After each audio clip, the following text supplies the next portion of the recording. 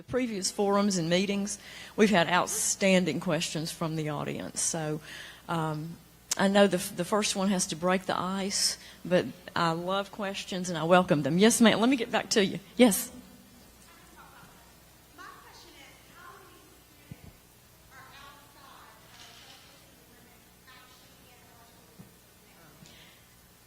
That is an excellent question. Thank you for asking the first question.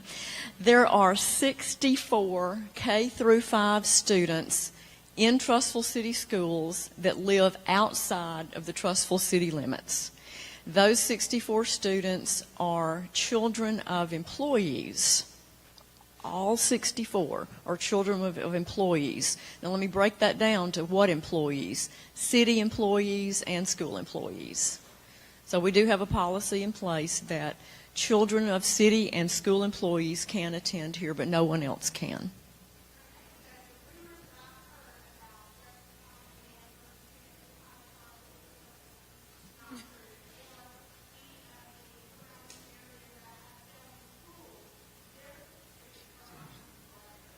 That's a great question. We have no tuition-paying students. No one is coming to Trussville City Schools that lives outside of Trussville except for the employee children.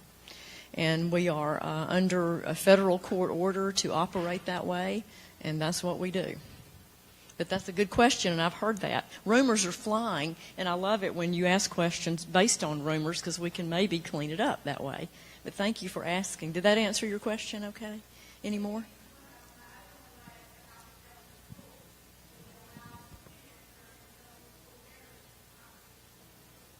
That is a state law called the AAA Act, and we have not had anyone enroll here. But that is a law that they could, but they haven't. But that's a great question. If you're overcrowded because of children that don't live here, that's a problem. Yeah, that's a good question. I like that. Yes. Is this a Trussville-only vote? This is a Trussville-only vote. This is a municipal vote for residents inside the city limits. It's a municipal tax. It is. Yes. You've mentioned a lot about the 7 and the 5 operate budget in 2 schools. And first, I'm not against education. I think it's the greatest thing in the world. And when I moved here in 1989, Trussville School System won the Blue Ribbon Award a couple of times. So since then, it's been different. Now, my question to you, to everyone on this committee, is about the budget for the buildings.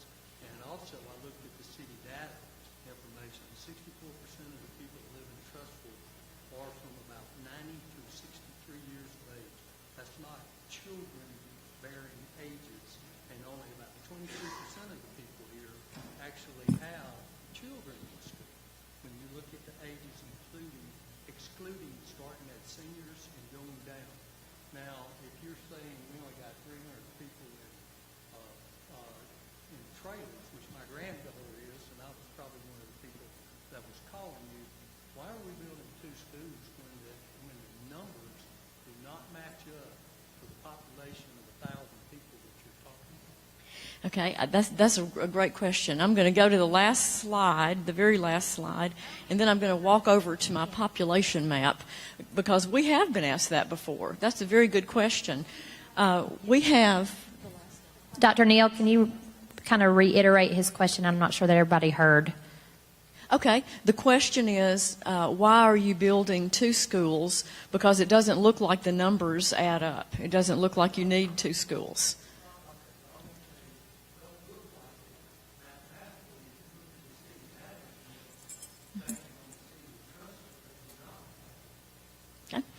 We have several different angles of answers. One is a population projection, and I may get Mr. Kirkland or Mr. Garrett to address population projections in just a minute.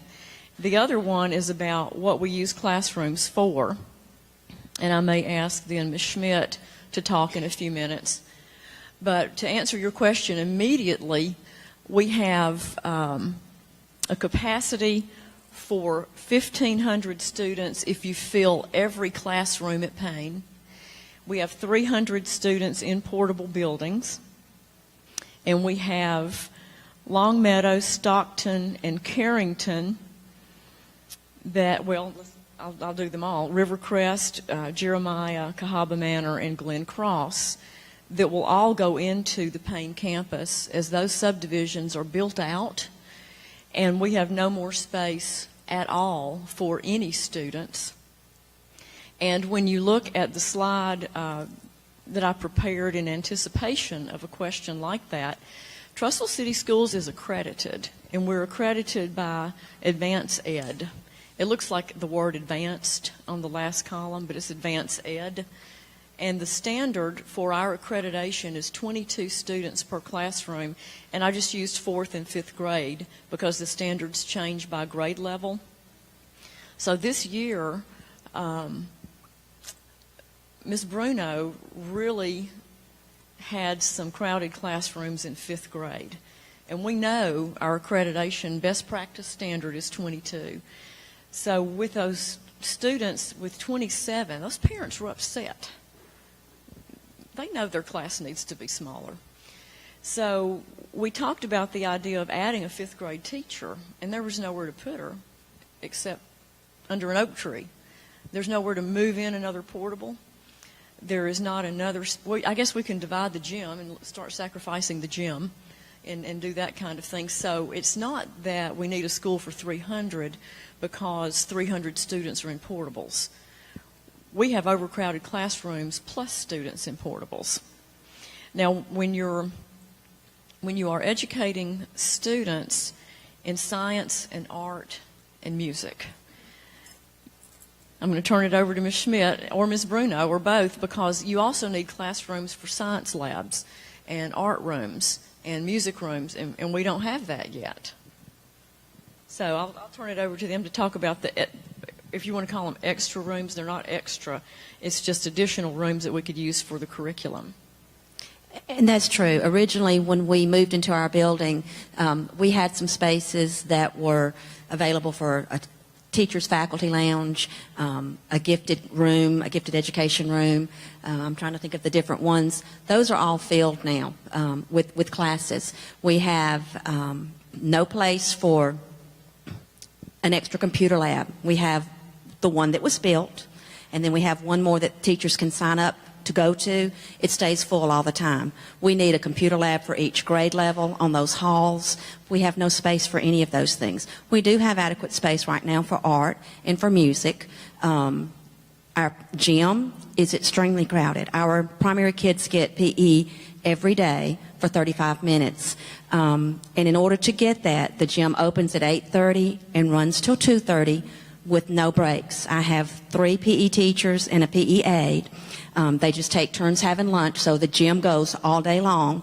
The first 2 periods, we have 8 classrooms that go to PE just to make the schedule work. 4 of them are on the gym floor. 2 of them are upstairs in what was meant to just be an area like this, but we've made it our fitness arcade. And 2 more go to the amphitheater to do health lessons or cup stacking, something that they can do on steps. So we don't even have enough room right now for physical education. We did build a second playground so that we would have enough playground space, but our children have to cross the road, which is covered with traffic all day. Our SROs have done a great job of helping us monitor that, but we truly have no space. We do hands-on science programs, but teachers have to shut down everything in their room, prep all that hands-on dirt, worms, aquarium stuff, do the experiment, and then put it all back up again. If we had additional space in our schools, we could designate science resource rooms where we could do those things. So there's multiple uses for any space that we have. Today, we have 3 special education classrooms in portables. Both of my gifted classrooms are in portables. And that's not the best learning environment. We don't like that, but we really didn't have any other choice. And as Ms. Schmidt said, when we first opened the building, we only had 1 computer lab. Now we have 3. We need an additional one, if you want to know the truth. We have a lot of really neat, unique spaces that we've had to turn into classrooms. There is no such thing as a teacher's lounge. Legally, you're supposed to have one, but we sure don't. We don't lounge a whole lot. It's just wall to wall. The hallways, the lunchroom, every inch is used.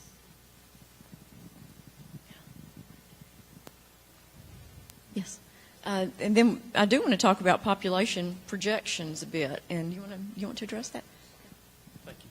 Thank you, Dr. Neal. My name's Sid McNeil again. I've been on the board for 5 years, and I just want to make a comment on this because I think it's a really critical issue related to what we're proposing. We are proposing the building of 2 schools for 2 basic reasons. One, the Board of Education and the superintendent looked at our options, and it isn't possible for us to build an 800 or 1,000 student elementary school in one location in Trussville. Secondly, data indicates that it's not healthy for us to build schools of that size. When the Payne campus came online, it was a Jefferson County school. It wasn't a Trussville City school. And both of my children were in that school the day that it opened. Those schools were at capacity on that day. And they have effectively been over capacity since then. So just to run through some numbers that we as a Board of Education thought through as we were thinking about this plan. There are about 2,100 students at the Payne campus in total. 300, as you know, are in portables. In order for that site to be fully functional, even at full capacity, we would have to move more than just 300 students off of that campus. We would need to move 400 probably plus students, and then we would still be at capacity. Now, this Board of Education would be derelict in its responsibilities towards you as our citizens if we recommended that we leave Payne at capacity, because there are new subdivisions going up and down Highway 11 like Stockton that are being built. So we'll really need to move more than 400 students out of that campus in order for it to have growth potential beyond the current year that it's in. So if we are going to only be able to build a 400 or 500 capacity school at the historic high school campus and another 400 or 500 capacity school at the Magnolia Place area, and we need to move somewhere between 500 and 600 students off of the Payne campus in order for it to be fully functional, as the 2 principals have noted, it is a very responsible act for us to build both schools at the same time. Okay. Yes, did you have a follow-up? Yes. I asked about the budget question. The question I ask is, the $50 million, have y'all already created a budget and have an outlined budget of the cost? Because if you take the information you threw up as a budget, you're taking $675,000 out to put in an escrow account. It's your $25,000 that you're going to use this kind of swing money. So is the 2 schools already outlined to cost $49 million, including operations, and is operations not inclusive of staff? Okay. The staffing question is probably the most interesting part of that. The State Department of Education reimburses us for cost centers, for administrative costs for these schools. Now, the teachers, if we make classes smaller, we would probably only hire 3 or 4 teachers. We're okay in kindergarten and first grade right now. We want to keep those numbers down as low as we can go, but we won't be hiring a myriad of teachers. We'll have we have 15 teachers in some grades, 18 in some grades, and 13 in 4th and 5th. So when the students go away, let's take the 18. Let's say we have 18 teachers, and we divide the students like Mr. McNeil just described. Then 6 of those teachers stay at Payne for that grade level, and 6 go to Magnolia Place, and 6 go to the mall. So there are no additional teachers. Now, the additional cost are administrative costs, and the State Department reimburses us 1 year in arrears. So we have to have the budget to fund the principal and the administrative costs that first year, and then we're reimbursed. So there is a staffing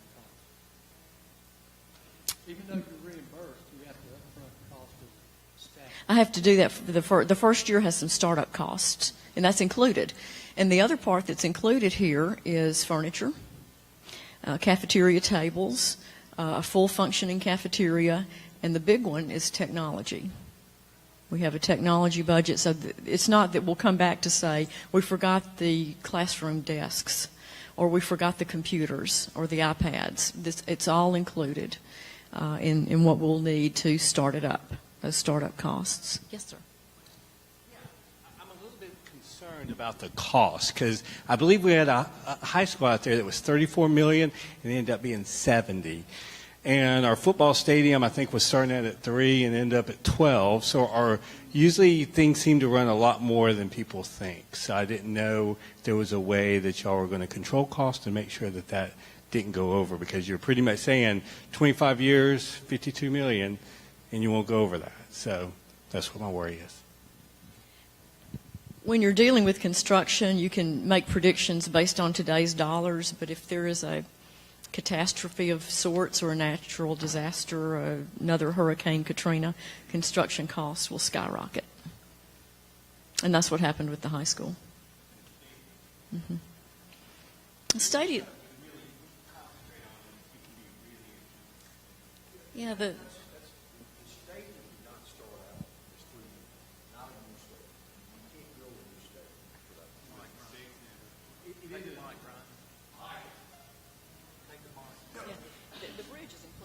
Yeah, and the bridge is included in some of that cost, but that's not what the build of a new stadium was. So 3 and 6 or 12, that's not what it started out for a new stadium. I just wanted you to understand that up front, that that's not accurate. Now, as far as the cost, construction cost of the high school, at the time that it was built and the skyrocketing of building materials, yes. That's not something anybody that I know here has any, and Tom Powers can speak to that better than probably anyone. That's not something that any of us have any control over, cost of building materials. That's a good question. It's like you need a crystal ball to answer it, but there's a chance if we had a natural disaster that those costs could change. Mm-hmm. It's true. My question pertains to the middle school. I have a elementary child and a middle schooler. The middle school traffic is just as bad as the primary traffic. Is there anything in the future for the middle school? I mean, I see Miss Berry sitting over there, and I sit in car line for an hour to pick him up. And the 8th grade car line lines Trussville Clay Road. So I know that that's going to be a issue, because population's going to go up, and the primary schools are going to grow, and all those kids are going to meet up at the middle school one day. We can look at that when it becomes a problem, and again, there will be a committee to resolve the problem, and I can see 2 immediate solutions. One is to add on to the middle school and manage that traffic differently, or build another middle school. But right now, we're doing okay, and we're good to go, and we have a little breathing room there. And it also depends on when these subdivisions build out, what grade level of student moves into that subdivision. So we've got our eye on it, but there is some room for growth there, and we're not near in the shape that we're in at the Payne campus. And we won't have to move in portables, because we've got a footprint for some additional classrooms. Yes. When you say that you could add them at the middle school, is that the clause that is in the wording of the vote that says additions?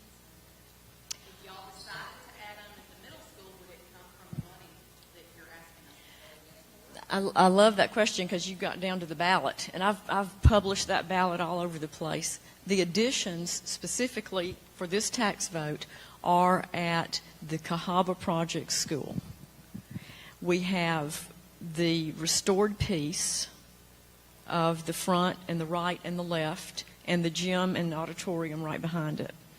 And then we have an addition rolling back toward Cherokee Drive to accommodate the number of students that we need. So it's a renovation and an addition. And that's why that word addition is in there, and that's why I love this audience. The new construction is at Magnolia Place, and the renovation and additional classrooms are part of the Cahaba Project School. Yes. Assuming the you win the ballot or win the vote next Tuesday, who is going to make the financing decision, and how is it going to be made on the, I assume, a bond issue? My finance director is here and the mayor is here. We would have to, yes. Oh, Alan's here. There you go. I'll answer the best I can. What's happened in the past on the high school, the city actually issued the warrants for our high school and also for some debt at Payne. And so I'm assuming that's exactly what we would do with this, is the city would issue those warrants. Most of you know we just issued warrants for the stadium, the Husky Parkway completion, the bridge, and the city got an outstanding rating. Matter of fact, we got an upgrade to AA+ by one of the agencies. And so I'm assuming that we would do that again because that would be the best deal for the city. I think the city could get a better rating and thus better interest rates than would the school if they put them out themselves. So I think that would be the plan. I understand that. I believe what my question really was is who decides who gets the business to sell those bonds? That'd be the city council.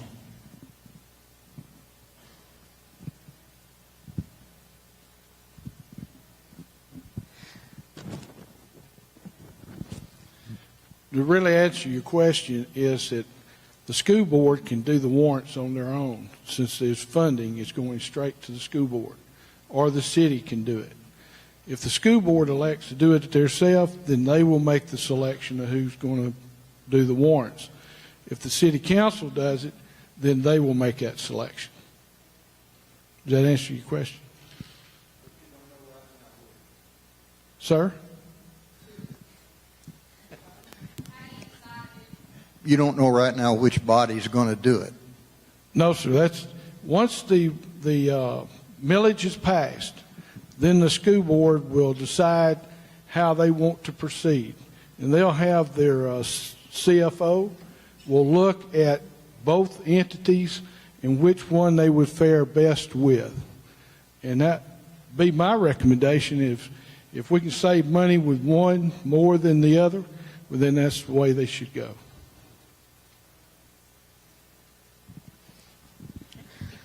I have a question.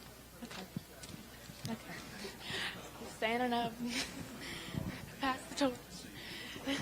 I want to be. This is real important. I want to be real clear. The obvious answer will be if the school board borrows the money, which we could easily do, our rate would be X. If the city borrows the money in their name, it would be considerably less. I can tell you that before we ever go to market. It'll probably make sense that the city does it, and then there'll be a document between the city and the school board that all the money goes to pay this debt. But it would just be that. It would just be passed through. Jim, that would be the way it would be. They would be a legal document between the city and the school board that the income from this goes for X, and there wouldn't be no if and ands or buts. Mayor, that's the way I understand what we would do. The city of Trussville, I've been retired a lot of years, and all my investments that I have, almost all, is municipal bonds. That's been my livelihood. City of Trussville is a shining star in municipal bonds. I mean, the issue that just came out, they was gone in minutes. My guy called me.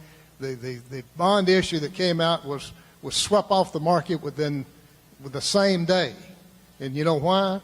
Because my bond guy says the city of Trussville has very, very high quality bonds and investors want them. So having all of that, we would be foolish as a school board not to use that in order to save all the money that we would save. At the same time, in your mind, you may be saying, well, how do we know for sure that this is all going to go for the school like we're saying? Well, there'll be a legal document that spells that out, that this money goes only for what we've been talking about here tonight. Well, you're drilling down to it. If the city's rating is so high, then we should find out which company will do it for the least amount of commission. That's where I was really heading. That's right, but to make sure everybody understands, the 7 meals goes straight to the school system. If the city does the warrant, then the only thing that the school board's going to do with that documentation is provide the debt service to pay that warrant. They'll keep the remainder of that, and that'll be controlled by the school board. Right. And we would send out a request for proposals to get the best rate. Just. Okay. If it's passed, when will it start the construction, and when will it be completed? The question was, when will this start and when will it be completed? Are you talking about the tax or the schools? Okay. The typical timeline for new construction is 16 to 18 months. And it depends on the weather and a lot of different things. Renovation is the same, but sometimes renovations run a little bit longer because you don't know what you're getting into. But we're looking at 16 to 18 months from start to finish. What time frame? We have to wait and see if this passes, and then what rates we can get and when they start, and we'll run as soon as we can, because we're running pretty fast on this one. We need to go ahead and relieve the overcrowding and get the problem solved. So a year and a half from right now would be perfect. Yeah, it would.